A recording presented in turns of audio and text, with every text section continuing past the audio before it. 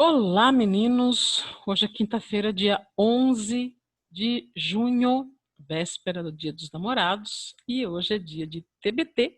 E como é dia de TBT, nós vamos fazer uma revisão. Gostou dessa? Vamos revisar lá na apostila 1, funções da linguagem, ok? É uma aula agradável, né? Não é aquela coisa regra gramatical, né? Que eu sei que você não gosta. Essa é a minha sexta tentativa de gravar essa aula, tá? A internet é uma coisa, mas estamos aqui e o objetivo é levar esse conhecimento para você, tá? Porque você importa, você é extremamente importante. A sua vida vale o meu tempo, então a gente está aqui no feriado para fazer isso, para você, por você. Então, esforce-se aí, tá bom? Vamos lá compartilhar a tela. Assim. E aí nós estamos aqui para fazer esse compartilhamento. Opa, vou colocar meus óculos porque eu preciso enxergar. Isso. Tá bom. Vamos começar do começo, né? Bem redundantes. Bom, meninos, como eu já disse, a aula é sobre funções da linguagem, aula 1 da apostila 1. E aí vamos nós. Bom, é importante lembrar que funções de linguagens, funções da linguagem são recursos, né? Olhem lá, são recursos de ênfase. Então, eu vou enfatizar um elemento da comunicação de acordo com a intenção do autor, né? Eu vou escrever aquilo, eu vou falar aquilo, mandar a minha mensagem para você com um objetivo. Se o meu objetivo é focar o assunto, então você vai chamar a função de referencial. Eu quero que você entenda assim, este quadro que estamos vendo agora é só para estabelecer a relação entre o nome da função e o elemento da comunicação a qual ela enfatiza, tá? Ao qual, aliás. Bom, a partir do momento que o meu foco está no emissor, a função muda, é a função emotiva. Se o foco for o receptor, né, veja bem, o assunto é de quem se fala. O emissor é quem fala e o receptor é com quem se fala. Então, eu tenho 3 funções de linguagem focadas especificamente em pessoas do discurso, tá? Lembra de eu, tu, ele. Eu, o emissor, tu barra você, o receptor, ele, ela, eles, elas, o assunto. Tudo bem? Continuando. Se o foco está no código, ou seja, no tipo de linguagem que eu vou utilizar, minha linguagem vai ser o código do idioma. Eu vou usar um código de cores, eu vou usar um código sonoro, eu vou usar um código gestual, né? Você tem lá, por exemplo, Libras, é um código, tá? Que é um código de sinais. Esse código, que é a linguagem que vai ser utilizada em si, ela vai precisar de um canal, senão ele não vai conseguir sair do emissor e chegar ao receptor. Tá? Então, se eu coloco em evidência o canal, o diálogo, o telefone, o WhatsApp, o SMS, né, o Messenger, o canal é a função fática. A função fática vai estabelecer a comunicação. Não se esqueça disso. A função fática é aquela que promove o estabelecimento, a manutenção ou o teste da comunicação. E aí eu tenho a função poética, quando a minha preocupação é com a mensagem, como eu vou construir, escrever ou falar, estruturar essa mensagem nesse código. Eu vou usar inversões, eu vou usar metáforas, eu vou falar cantado. Aí eu já me preocupo com o como dizer. Então, o que eu digo é o assunto e como eu digo é a mensagem. E em que linguagem eu uso, eu digo, é a metalinguagem. Bom, associadas a essas relações, vamos para frente. Bom, nós temos aquela função que foca o referente, que foca o assunto, ela é a função referencial, tá? A função referencial, ela lembra um jornal. É isso que eu quero que você pense. O jornal é o representante oficial da função referencial, tá? Por quê? Porque o jornal foca o assunto. O objetivo principal do jornal é informar. Então, repare aqui, eu tenho informação, conhecimento, ciência, linguagem objetiva, consciência, cognição, né, o pensamento cognitivo. Eu coloquei aqui também, ó, biblioteconomia, ou seja, eu vou fazer referências a livros, a teorias, para poder confirmar o meu raciocínio, tá? Olhem lá. Por conta disso, eu tenho que observar a linguagem. Essa é uma linguagem, meninos, objetiva, denotativa, em terceira pessoa. Tá? Por quê? O que eu quero dizer com linguagem objetiva? Quando uma linguagem é objetiva, ela não tem marcas de pessoalidade. Isso é importante que você perceba isso. Ela não tem marcas de pessoalidade. Se ela é denotativa, ela está em predominância, né? Estamos falando em predominância. Ela está numa linguagem literal, uma linguagem que não tem sentido figurado. As palavras estão sendo usadas no sentido real. E a terceira pessoa é a pessoa de quem se fala. Então, eu me afasto do texto. A primeira pessoa é a pessoa do texto. Aliás, a primeira pessoa é a pessoa que fala.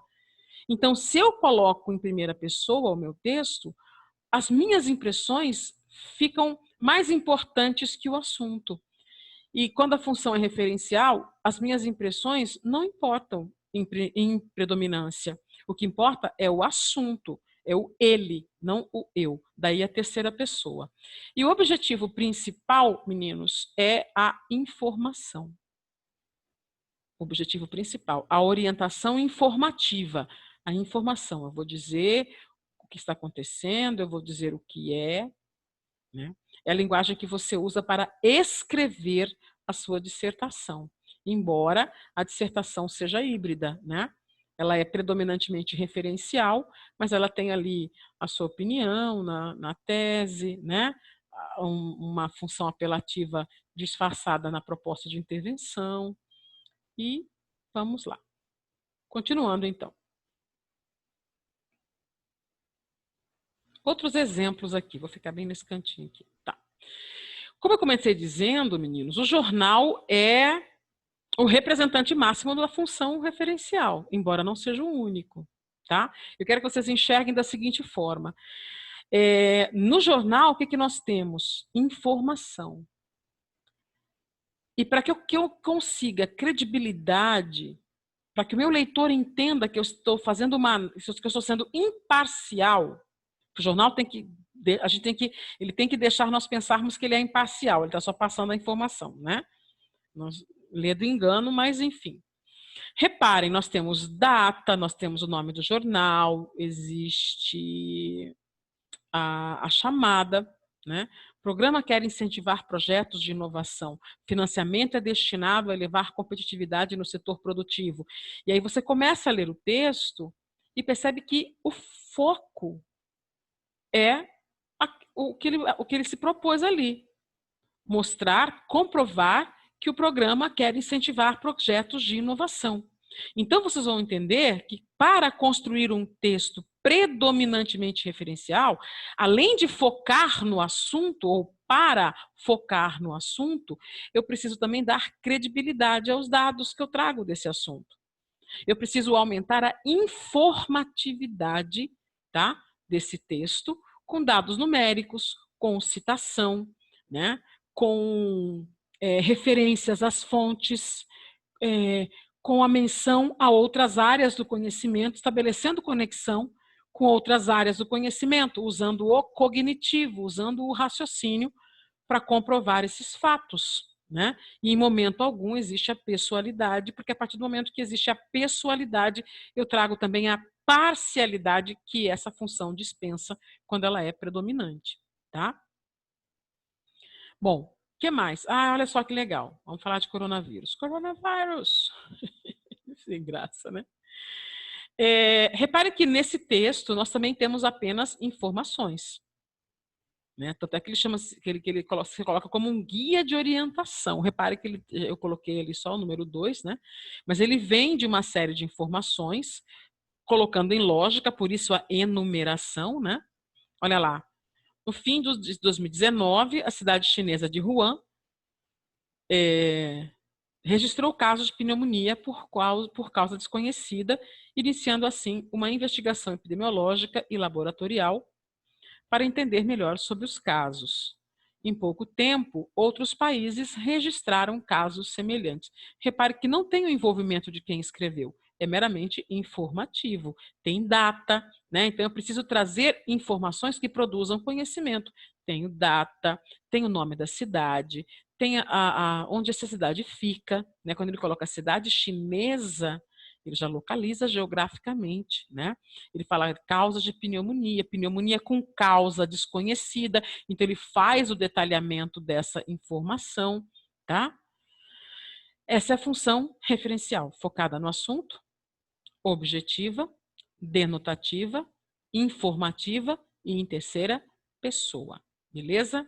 Vamos para frente. Ah, eu amei essa imagem. O cérebro e as emoções. Aliás, eu quero chamar a atenção para isso. Não se esqueça de que os emojis, eles têm a ver com a competência 1 da prova objetiva, né? Os recursos usados pela tecnologia de comunicação e informação.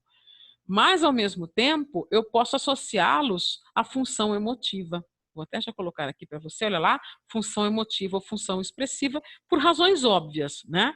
Reparem, eles exprimem emoção. Então, esses emojis têm função emotiva ou expressiva. Ah, e por que função emotiva ou expressiva? Porque é emoção. Porque a expressividade está intimamente ligado com um termo chamado subjetividade. Tá? Então, quando você é expressivo, você está usando recursos linguísticos, eu gesticulo pra caramba, né? Estou tentando ser mais contida. Mas você traz essa carga de pessoalidade para o texto.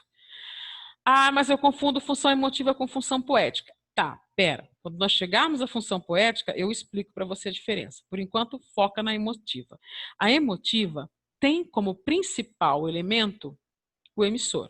Então, ela foca no emissor, ela quer o emissor. Por quê?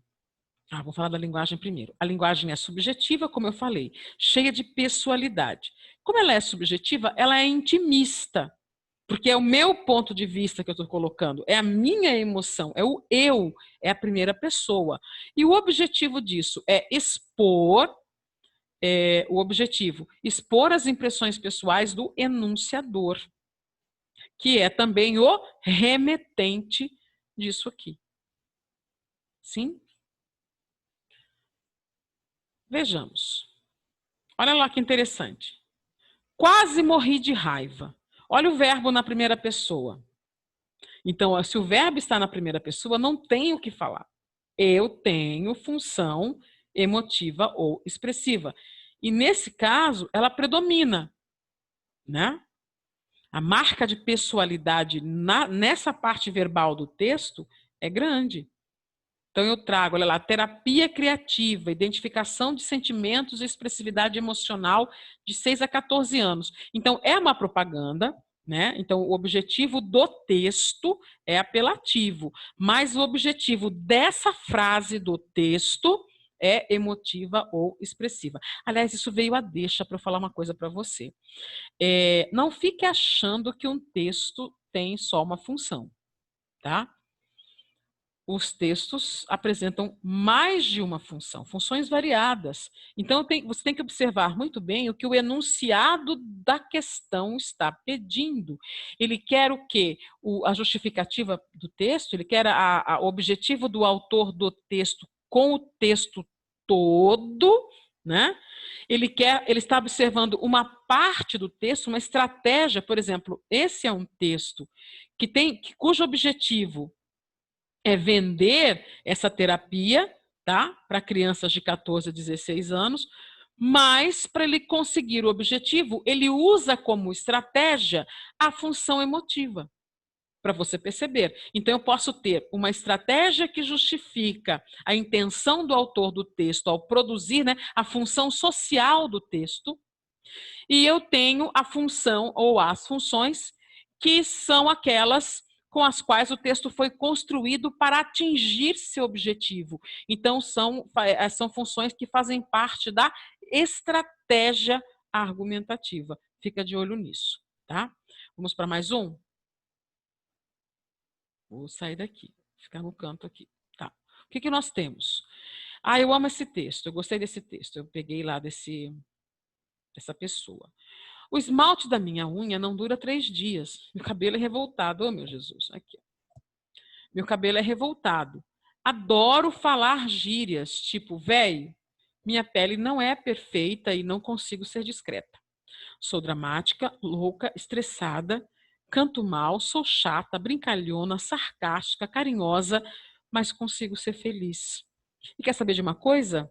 Isso para mim é mais que suficiente. Eu achei bem minha cara. Mas, meninos, por que eu tenho certeza que esse texto é predominantemente expressivo ou emotivo? Bom, não há como negar que a presença da primeira pessoa dos pronomes e dos verbos, né, nos pronomes e nos verbos, é inquestionável. Não há como negar a presença dessa primeira pessoa nos verbos e nos pronomes. Minha, meu, adoro, minha, de novo, sou, canto, sou, consigo, mim, né? Então, eu tenho essa linguagem em primeira pessoa. A linguagem é subjetiva? Sim. Por quê? Repare o seguinte, olha aqui já no que está em cor de rosa. O uso de interjeições, exclamações e reticências, né? Vamos brincar de rabiscar o texto. Ó, eu tenho a marca da primeira pessoa aqui.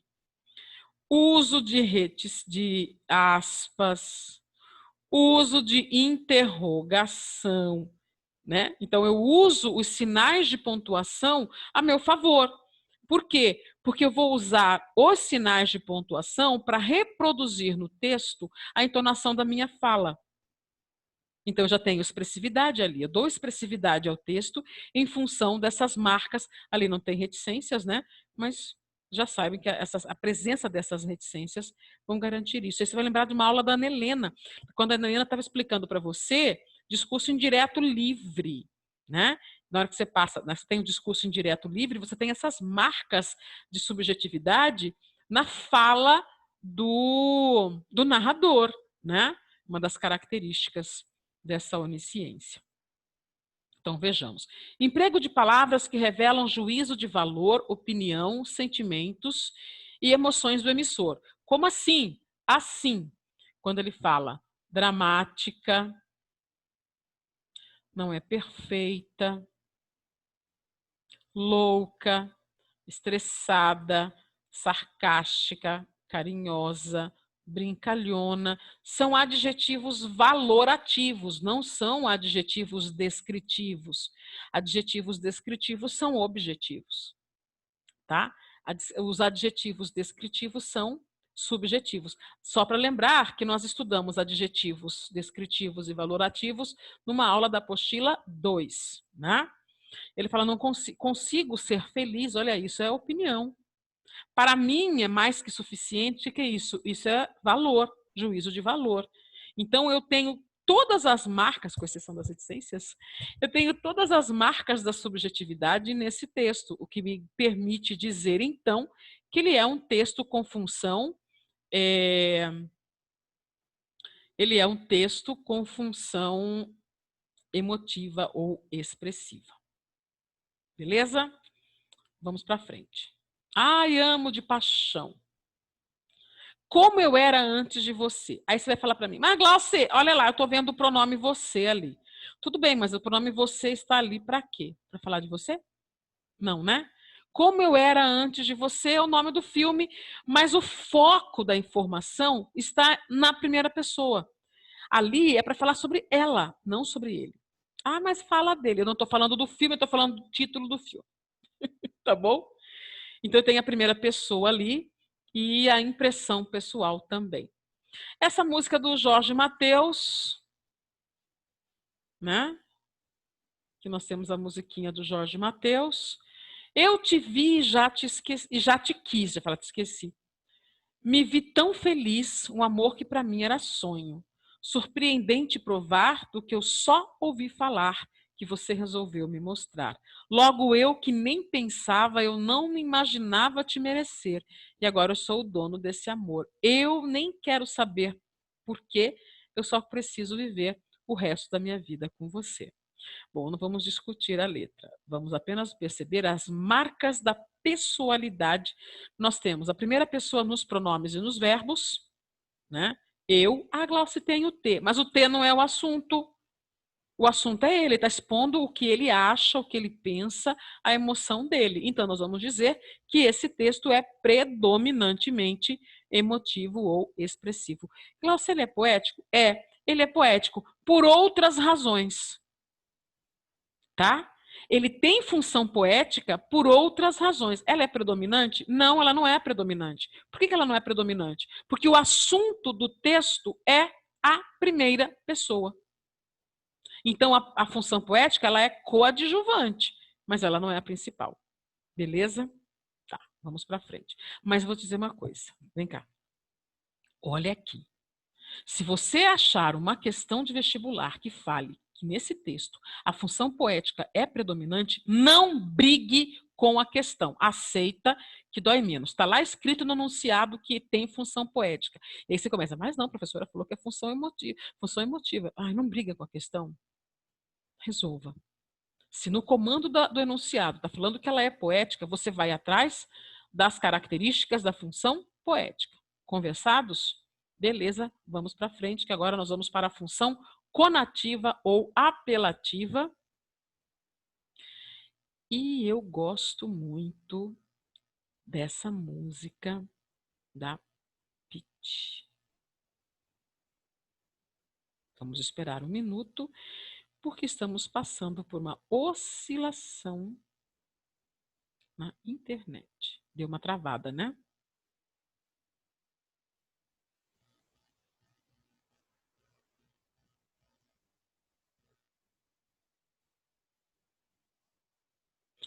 Vou ficar aqui num cantinho. Já dá para voltar? Acho que sim. Então,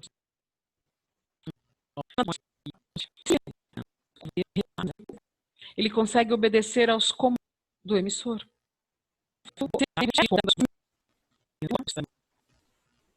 Bom, voltamos para cá que é mais prático. Vejam só, medição de valores do eu estou falando, quero o que eu acho, o que eu sinto, como eu vejo. E quando o foco é a função apelativa, eu vou trabalhar com o que você quer, com o que você vê, com o que te provoca, com o que faz você querer mudar, querer ficar diferente, o que eu posso fazer para seduzir, para hipnotizar você. Tá? Então, eu vou explorar os seus valores, não os meus. Diga que você tem medo, o que você quer comer, o que você quer vestir, como você está se sentindo, não como eu. Então, sai de mim e vai para você. Tá. Aí tem uso de vocativo, porque eu preciso chamar a sua atenção. O vocativo, ele também é uma marca da função fática, porque eu vou estabelecer a comunicação com você, mas é ele que permite que você me olhe, que você me dê atenção para que eu o convença, tá? Existe a orientação a uma mudança ou a criação de hábitos. Lembre-se que isso é bastante importante quando está falando em propósito de intervenção, tá? Você provoca o outro para que o outro adote um comportamento que você quer que ele adote, né? Ele adote um comportamento que você está sugerindo ou que você está querendo que ele tenha. Vende ideias e vende produtos. Então, se vende ideia é propaganda, se vende produto é publicidade. Olha lá. Todos os anos, a velocidade nas estradas vitima um avião cheio de crianças. Essa parte do texto é referencial. Por quê? Porque essa parte do texto ela é informativa. Mas veja lá, este ano, ajude-nos a evitar uma tragédia. Reduz a velocidade. Olha o verbo no imperativo. Para quê? Para convencer você, para convencer o meu interlocutor a mudar de postura. Pois bem, olha lá. Nas eleições, você é o patrão. Escolha bem seus funcionários. Olha lá, o escolha, verbo no imperativo. Olha lá, o você no diálogo com o interlocutor. Né? É lógico que tem um pouco de informação, mas repare, não é o predominante. O que predomina nesse texto? A intenção dele, né? Vender a ideia de que você precisa escolher melhor, você precisa votar melhor. Tá? Olha lá. Temos aqui. Olha o nome deste filme, meninos. Corra!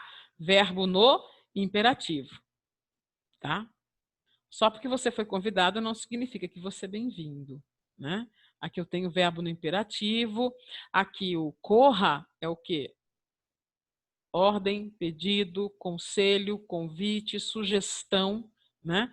Para que ele mude de postura, para que ele adote um outro comportamento, né? Se beber, não dirija, olha lá. Eu quero mostrar a você o seguinte, que a função conativa ou apelativa, ela pode estar no título de um filme, ela pode estar numa propaganda, ela pode estar numa publicidade, ela pode estar num verso, né, numa música, num poema, né? Na maneira como nós conversamos no nosso dia a dia. Por quê? Porque o que importa é você perceber o objetivo dela, tá? Ei, você aí, me dá um dinheiro aí, me dá um dinheiro aí. Me dá um dinheiro. É um pedido, não é? Então, função conativa ou apelativa. Uma dica da MPB FM para o seu ano ser incrível. Só dê ouvidos às coisas boas. Olha o verbo no imperativo, seu ano, ou seu, nesse caso, seu se refere a você. Então, eu tenho a marca da segunda pessoa do discurso, mesmo que seja a terceira pessoa ali, né? Porque empresta a terceira pessoa para o pronome você. Tá. Função fática olha lá, alô, oi, você tá aí? Alô, olá, olá. Eu quero que você me ouça, eu quero que você me dê atenção. Então, eu vou tentar estabelecer comunicação com você. Então, a função fática, lembre-se, vai ser a função que vai tentar estabelecer comunicação, mantê-la ou testar o próprio canal. Como assim? Vejamos como assim.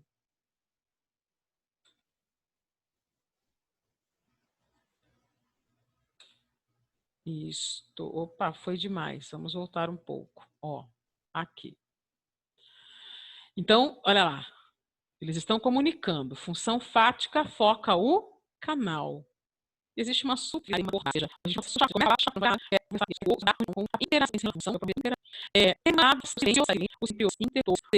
aqui. Vamos se a gente consegue. Não. Então, descarta.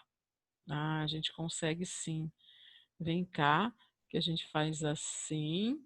Ó, você está acompanhando? Que legal. Corrige. Já não preciso disto. E posso recomeçar a partir dele. Isso. Aí eu venho para cá e tenho as funções para cá novamente. Vem, foco, o canal, superficialidade no tratamento e o tema é para afastar o silêncio. Por quê? Porque o objetivo é realmente puxar a conversa. Mas isso não é suficiente para nós entendermos função fática. Por isso que nós vamos para cá, para isso ficar claro para nós. Tá? Olhem lá. Onde é que eu fico? Acho que vou ficar bem aqui. Dá para me ver? Dá para me ver. Tá. Olhem lá, meninos.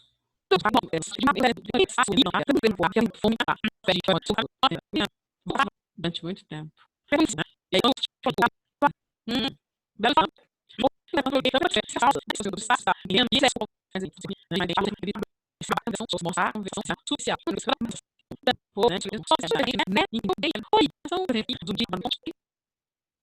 E eu trouxe aqui para vocês um texto. Fica um pouquinho maior aqui. Duas pessoas conversando, né? Oi. Olha só esse diálogo. Me disseram-me, hein? O correto é disseram-me, não me disseram. Eu falo como eu quero e te digo mais. Ou é digo-te? O quê? Digo-te que o te e você não combinam. Lhe digo? Também não. O que você me dizer? Que você está sendo grosseiro, pedante e chato e que eu vou te partir a cara. Lhe partir a cara, partir a sua cara. Como é que se diz? Partir-te a cara. Pois é, parti-la-ei de, se você não parar de me corrigir ou corrigir-me. É para o seu bem. Dispenso suas correções. Vê se me esquece-me. Falo como bem entender. Mais uma correção e eu, o quê? O mato. Que mato? Mato-lhe, mato você, matar-lhe-ei te, ouviu bem? Pois esqueça e para-te. Pronome no lugar de certo é elitismo. Se você prefere falar errado, falo como todo mundo fala. O importante é me entenderem ou entenderem-me. Viu? Então percebam que eles têm um diálogo desconexo. Ali eles estão sempre um tentando iniciar, né? Um busca o outro no diálogo, na interação, e isso enfatiza a função fática nesse diálogo, ok? Isso sem falar que é um texto bem legal para nós trabalharmos colocação pronominal, mas esse assunto lá para frente. Ai, olha isso, fala sério, olha essa função metalinguística, vou colocar minha cara bem aqui. Olha, eu vou colocar minha cara, ó, a minha cara. Vamos lá. Função metalinguística, acho que é a que mais cai no Enem. Metalinguística, poética, conativa, são as que mais aparecem no Enem.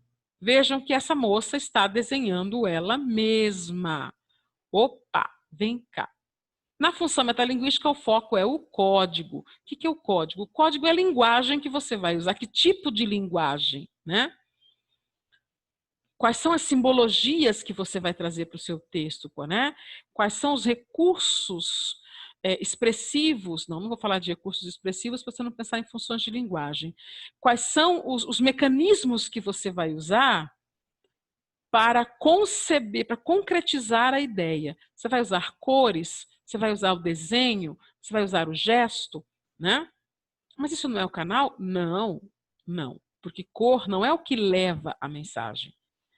O código é a linguagem que você vai utilizar para construir a mensagem. Tá? Seria as ferramentas que você vai usar. Então, aí nós temos o desenho, ok? Emprego de expressões tradutoras de sentido, ou seja, vou explicar o significado.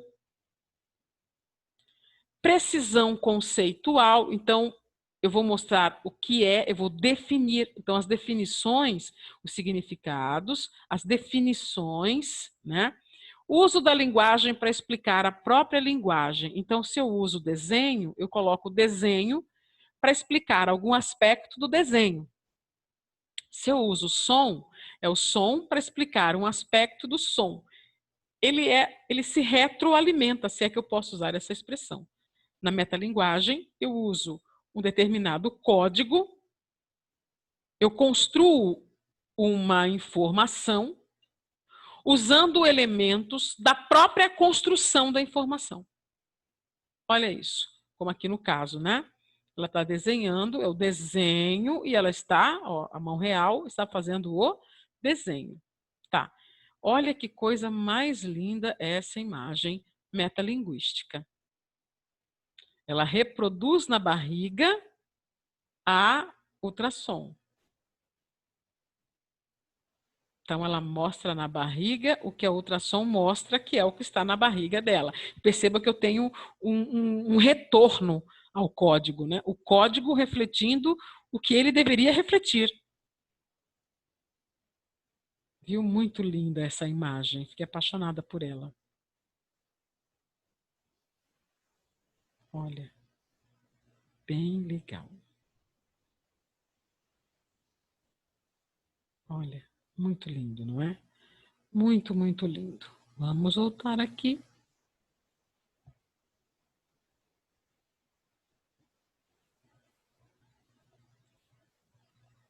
Isto. Agora eu quero fazer alguma coisa que não estou conseguindo aqui.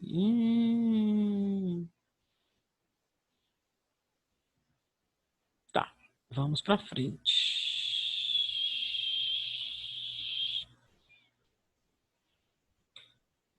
Isto. E aqui nós temos uma outra ideia de metalinguagem, meninos. Ó, a metalinguagem pode ser, quando você usa a metalinguagem no quadrinho, você vai fazer o quadrinho interagir com o processo de criação do quadrinho. Então, as personagens falam com o desenhista, ou o desenhista conversa com o leitor, ou a personagem conversa com o leitor, ou a personagem vê algum aspecto do quadrinho que só o leitor poderia ver. Olha lá. Olá, meu nome é John Arbuckle. Sou desenhista de animação e este é meu gato Garfield. Olá, meu nome é Garfield, sou um gato e este aqui é meu desenhista John. A nossa preocupação, a nossa única preocupação é divertir você. E o Garfield lá, né? Minha preocupação é comida. E aí você percebe essa interação com o leitor. Em Deadpool, vocês lembram do filme? Ele conversa com o espectador. Aquilo é metalinguagem também, né? Vocês deram um outro nome em sala de aula, lembra? No contexto do cinema dá para a gente falar aquela outra, mas aqui nós temos metalinguagem também, porque eu percebo que existe uma interação entre o desenho e o leitor do desenho. Aviso, não remova este aviso. Está aqui porque tem uma finalidade. Então eu tenho um aviso para dar um aviso. Viu? Metalinguagem. Ali eu tenho um pintor pintando um quadro. Só o fato de eu ter a imagem de um pintor fazendo uma imagem já me remete à metalinguística, né? A Linda olha no espelho. Se você tirar uma foto diante do espelho, o resultado é uma foto metalinguística, ok? Olha que interessante. Vou sair daqui, vou ficar num cantinho aqui. O cara fez um desenho dele. Veja que tem ele aqui no espelho. Então, eu tenho toda uma relação de voltar para ele mesmo, a imagem dele mesmo. Metalinguagem, porque ele usa a imagem na imagem. Toda a definição, todo o verbete de dicionário aqui, ó, é metalinguístico, né? Qualidade, gratidão. Qualidade de quem é grato por suas conquistas, reconhecimento, realização, a memória do coração. Então, todo o verbete é metalinguístico. Olha que legal. Meu ser no infinito da minha alma, preencho o vazio do meu ser no infinito da minha alma, preencho. Olha a metalinguagem, eu tenho um infinito, né? E eu me refiro ao infinito no infinito, e eu vou ficar lendo infinitamente o que está escrito aqui. Então eu tenho, a poesia concreta pode ser metalinguística? Lógico, a poesia concreta pode ser metalinguística. Então eu tenho o infinito onde se fala do infinito. Além de poético, é metalinguístico, né? E aqui eu tenho uma poesia, né? Gastei a manhã inteira pensando um verso que a pena não quer escrever, no entanto, ele está cá dentro, quieto, vivo, ele está cá dentro e não quer sair. Mas a poesia deste momento inunda a minha vida inteira. Então, eu tenho uma poesia em que ele fala de verso, ele fala de escrever um verso, escrever esse verso. Metalinguagem, o verso que fala do fazer poético. E aqui eu trouxe a vocês uma música do Erasmo Carlos, cantada pelo Renato Russo, chamada Carta, né? Que é uma música em que ele escreve uma carta e na carta ele se refere à carta. Escrevo-te estas mal traçadas linhas, meu amor, porque veio a saudade visitar meu coração. Escrevo-te estas mal traçadas linhas, as linhas que ele está escrevendo, né? Espero que desculpes meus errinhos, por favor. Então ele está escrevendo, pedindo desculpa pelo que ele está escrevendo. nas frases desta carta que é uma prova de afeição. Ele reconhece que ele está escrevendo uma carta. Talvez tu não a leias, mas quem sabe até darás resposta imediata me chamando, né?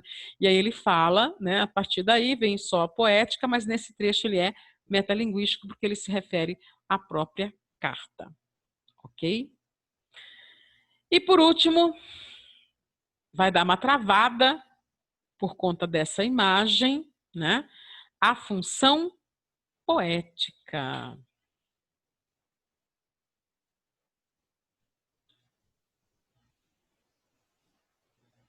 E aí, para não travar tanto assim, a gente volta. A função poética é aquela que investe em recursos expressivos, que busca a linguagem expressiva, ela busca a subjetividade. Ela está falando igual a função emotiva. Calma, eu chego lá. Por que ela busca a subjetividade? Não, ela não busca a subjetividade, ela tem um pouco da subjetividade. Por quê? Porque eu vou me preocupar tanto com o como dizer que eu vou trazer muitas marcas de pessoalidade. Mas ao trazer a marca de pessoalidade, eu não estarei falando de mim, necessariamente. Tá? A função poética predomina quando eu desperto a emoção do outro, quando eu faço o outro chorar, não falando de mim necessariamente, falando de qualquer coisa. Vocês se lembram? Em sala de aula a gente lembrou daquela garota que foi para a internet e gravou uma música cuja letra era um palavrão, que ela queria incomodar o vizinho dela, né? Ela transformou um palavrão numa música e ela canta tão bem, que chega um momento que você esquece que é um palavrão. Então, o importa é o como se diz e não o que se diz. Porque é o como se diz que vai despertar a reação do outro. Vai despertar a raiva, você vai despertar a tristeza, o choro, a alegria, o entusiasmo, né? O que só não vai ficar neutro. Porque você tem que reagir emocionalmente à função poética. Tá? Existe preocupação estética, existe musicalidade, cadência, ritmo. Você faz jogos de palavras, você brinca com os significados das palavras, você brinca com as ambiguidades, né? Você provoca uma reação emocional no receptor pela escolha das suas palavras e não pelo fato de você estar falando de você mesmo. Então, a função emotiva predomina quando o assunto é o emissor. A função poética não precisa que o assunto seja o emissor, mas é possível que eu consiga emocionar você usando a primeira pessoa. Ah, aí nesse caso eu tenho as duas funções no texto, não é mesmo? Bem tranquilos. Então, mas não ache que os dois têm que estar juntos. Não tem, não. Vamos ver os exemplos? Ah lá, o foco é na mensagem, né? É lógico. Ó, era um homem. Já faz essa coisa me atrapalhar. Era um homem bem vestido, foi beber no botequim, bebeu muito, bebeu tanto que saiu de lá assim. Olha que tem rima, é engraçadinho de você ler por conta dessa rima, e até a maneira como ele está distribuído no papel, repare que ele saiu bêbado do bar. Então as letras acompanharam os passos, né? Assimétrico, a assimetria da passada do bêbado, viu? Ali nós temos função poética, tá? Olhem lá. Glaucio, não tem um pouco de metalinguagem? Tem, mas eu não vou falar de metalinguagem aqui, a função é poética. Ah, isso é uma propaganda, é função conativa ou apelativa. É o objetivo do texto. Agora, a estratégia utilizada nesse texto para convencer o outro é mexer com a sensibilidade dele, é mexer com o emocional dele, né? E ele cria uma frase em que ele faz um trocadilho, ele faz um jogo de palavra, né, com o nome do perfume. Quer quasar comigo? Quasar é o nome do perfume. Então, o fato de ter esse trocadilho, opa, já me permite perceber a função poética dentro desse texto. Ela pode não ser predominante. O objetivo do texto não é emocionar, é vender o produto. Mas a função poética foi usada como estratégia de persuasão, tá? Olha só essa música. É só isso, não tem mais jeito, acabou, boa sorte. Não tenho o que dizer, são só palavras. E o que eu sinto não mudará.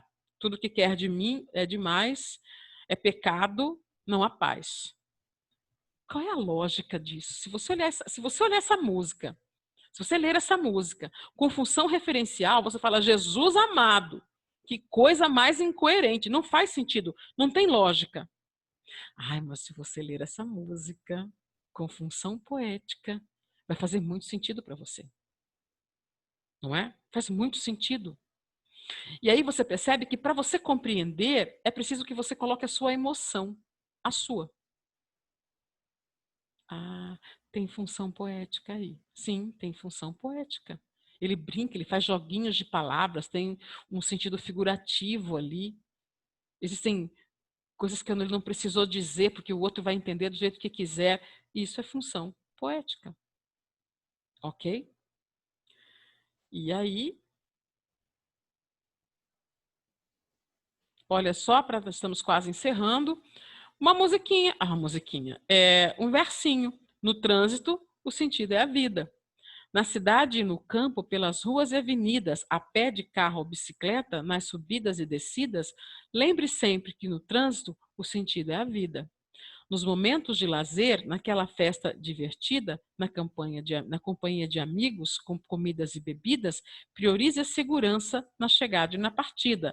Lembre sempre que no trânsito o sentido é a vida. Nos dias calmos e de paz e na agitação sentida, nos deslocamentos fluidos e nas filas incontidas, lembre sempre que no trânsito o sentido é a vida. Não importa a situação que está sendo vivida, não importa a distância que está sendo percorrida, não importa a direção que está sendo seguida, lembre sempre que no trânsito o sentido é a vida. Que lindinho, não é? Por que tem função poética? Porque tem rima, porque ele foi disposto, porque o texto foi construído em versos. Só o fato de estar em verso já é indício de função poética, tá? O verso é o oposto da prosa. Ele está escrito em versos, ele tem rima, ele tem cadência, ele tem jogos de palavras, ele tem figuração de linguagem, não é? Função poética, sim. E aí, amor? O que eu quero desejar a você? Feliz Dia dos Namorados, tá? Amanhã, sexta-feira, boa aula para quem vai ter aula de matemática, química, física, geografia, história, literatura. Não vai ter aula de gramática, oba, né? Mas eu quero desejar a você feliz Dia dos Namorados. Você não tem namorado? Não importa. Feliz Dia dos Namorados. Eu lembro que tem um 14 de fevereiro em que você pode desejar felicidades às pessoas que você ama, mesmo que não sejam namorados, mesmo que não sejam do sexo oposto, ou do sexo, né? Mesmo que não sejam seus amores,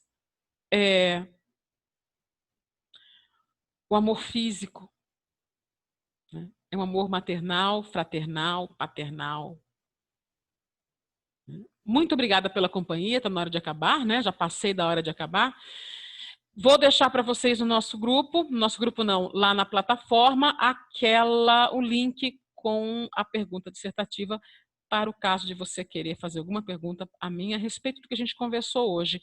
No mais, nós nos vemos no nosso próximo encontro, aula ao vivo. Ai, ainda bem, né? Porque nós vamos usar outros recursos que facilitam. Até lá, beijo, queijo, se cuida e fiquem com Deus.